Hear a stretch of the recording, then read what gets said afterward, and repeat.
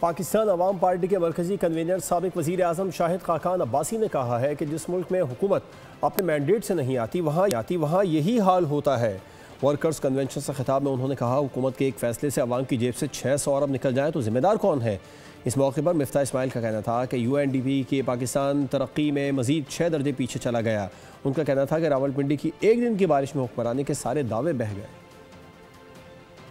ہماری اسمبلیوں میں، ہماری سینٹ میں اکثریت ان لوگوں کی ہے جو پیسے دے کر اسمبلی ممبر بنے، وہ ملک کی خدمت کرنے نہیں آئے۔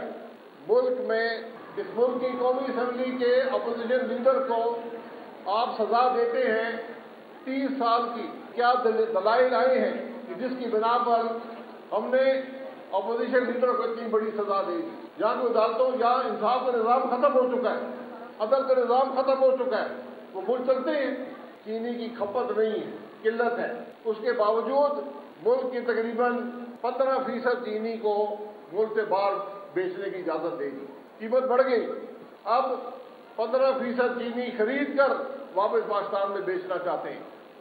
پہلے تو ہم جا رہے تھے پیچھے بنگلہ دیش کے مقابلے میں، اب ہم جا رہے ہیں پیچھے اپنے آپ کے مقابلے میں۔ 2022 سے 2023 میں ہم غریب ہو گئے، 2023 سے 2024 میں ہم غریب ہو گئے، اور 2024 سے 2025 میں ہم پھر غریب ہو گئے۔ 3 سال سے پاکستانی غریب ہو رہے ہیں، 40% پاکستانی خطے غربت کے نیچے ہے۔